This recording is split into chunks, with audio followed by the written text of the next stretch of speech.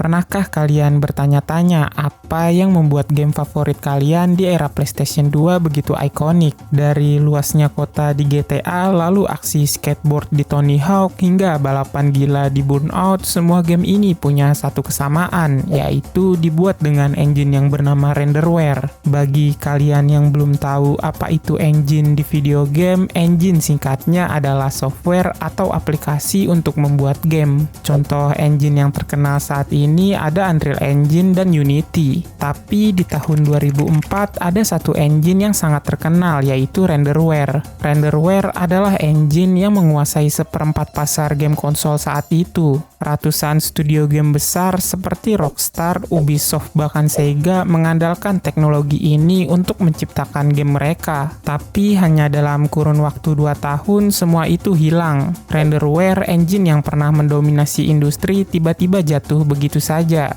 Sebenarnya apa yang terjadi dengan Renderware? Dalam video kali ini kita akan kembali ke masa lalu dan melihat bagaimana Renderware yang menguasai industri saat itu terjatuh begitu saja.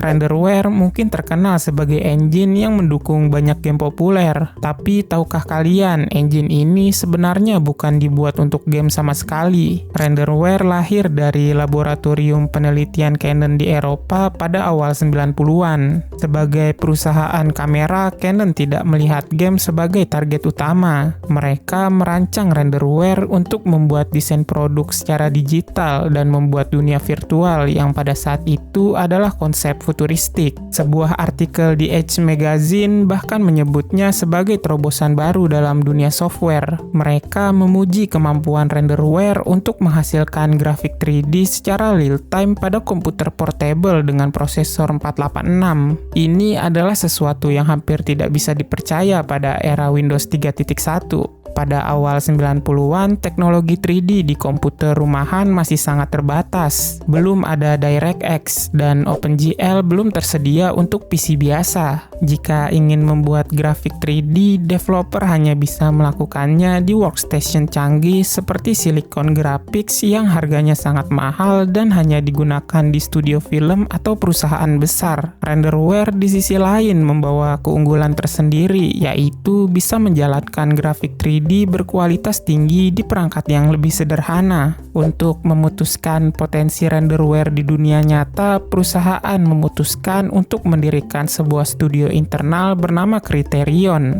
Tugas mereka sederhana, yaitu membuat game yang bisa memamerkan kekuatan teknologi ini sekaligus memberikan feedback bagi pengembangan lebih lanjut. Hasilnya adalah mereka berhasil membuat beberapa game untuk PC dan konsol Dreamcast. Sayangnya, meskipun teknologi di baliknya mengesankan, game-game ini tidak terlalu sukses secara komersial. Namun, Renderware berhasil mendapatkan perhatian dari developer lain yang melihat potensi engine ini untuk digunakan di proyek mereka sendiri. Dari sinilah langkah besar Renderware dimulai. Terobosan besar Renderware terjadi pada tahun 2000 dengan peluncuran PlayStation 2. Konsol ini adalah mimpi indah sekaligus buruk bagi developer. Kemampuannya luar biasa untuk waktu itu, tapi arsitekturnya sangat rumit dalam mengembangkan game. Namun Renderware hadir sebagai solusi. Developer tidak perlu lagi memulai dari nol untuk membuat grafik 3D. Dengan menggunakan Renderware, mereka bisa memangkas waktu pengembangan hingga 6-12 bulan. Tidak hanya itu, Renderware juga mendukung pengembangan multiplatform.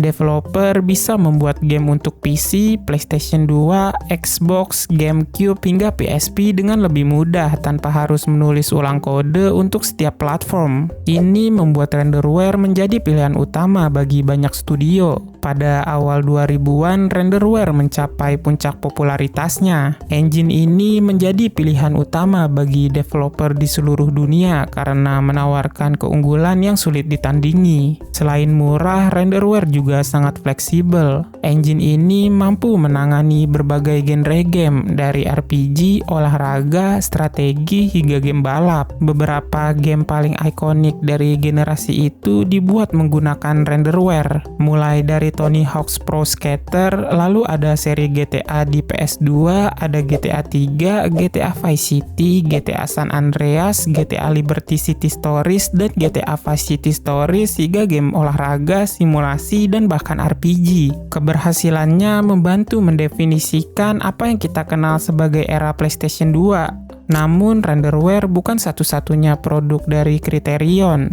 Studio internal mereka yang awalnya hanya bertugas memamerkan kemampuan engine ini mulai menghasilkan game yang menarik perhatian. Salah satu yang terbesar adalah seri Burnout. Dengan gameplay yang cepat, destruktif, dan adiktif, Burnout menjadi salah satu franchise balap paling digemari di era itu. Burnout tidak hanya populer di kalangan pemain, tapi juga sukses besar secara finansial. Faktanya, game internal Criterion seperti Burnout menghasilkan lebih banyak uang daripada lisensi Renderware itu sendiri. Ini menjadi bukti bahwa Criterion tidak hanya ahli dalam teknologi, tapi juga tahu bagaimana membuat game yang disukai pemain. Keunggulan Renderware juga menarik perhatian banyak studio besar. Rockstar, Ubisoft, Sega, bahkan Capcom semuanya menggunakan Renderware untuk beberapa game terbesar mereka. Engine ini tidak hanya mempermudah pengembangan, tapi juga memungkinkan studio fokus pada kreativitas tanpa khawatir tentang keterbatasan teknis. Pada tahun 2004, nasib Renderware berubah drastis. Electronic Arts atau EA, salah satu penerbit game terbesar di dunia, mengakuisisi Criterion seharga $48 juta.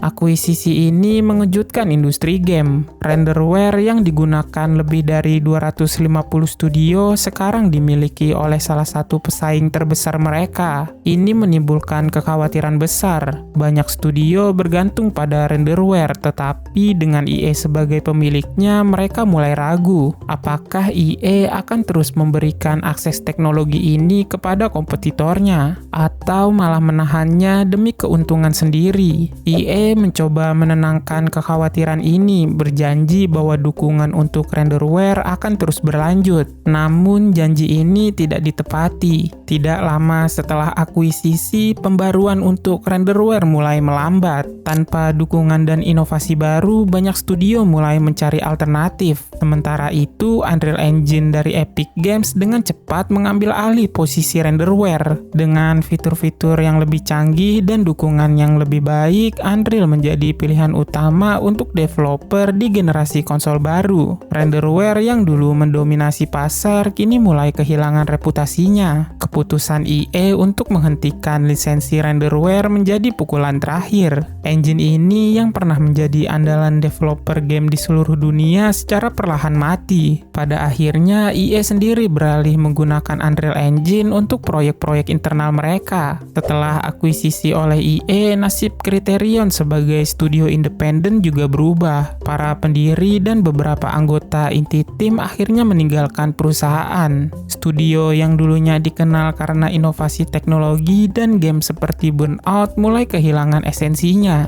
Criterion kemudian diubah menjadi studio pendukung untuk proyek-proyek EA lainnya. Mereka berkontribusi dalam franchise besar seperti Need for Speed, tapi pengaruh mereka tidak lagi sebesar dulu. Lalu bagaimana dengan nasib Renderware? Teknologi yang dulu menjadi kebanggaan Criterion secara perlahan ditinggalkan. Game besar terakhir yang menggunakan engine ini adalah Persona 4 Golden yang dirilis lebih dari 1 dekade lalu. Setelah itu, Renderware secara perlahan menghilang dari industri game. Namun, ada satu tempat di mana Renderware masih bertahan, yaitu di game online bernama Active Worlds. Active Worlds yang dirilis pada 1995 ini tetap berjalan hingga hari ini, meskipun hanya memiliki sedikit pemain setia. Renderware adalah salah satu teknologi yang membantu membentuk era keemasan PlayStation 2 dan konsol lainnya. Dengan mengurangi masalah dalam pengembangan, engine ini memungkinkan banyak studio untuk menciptakan game-game ikonik di generasi tersebut. Namun kontribusinya jarang mendapat penghargaan yang layak.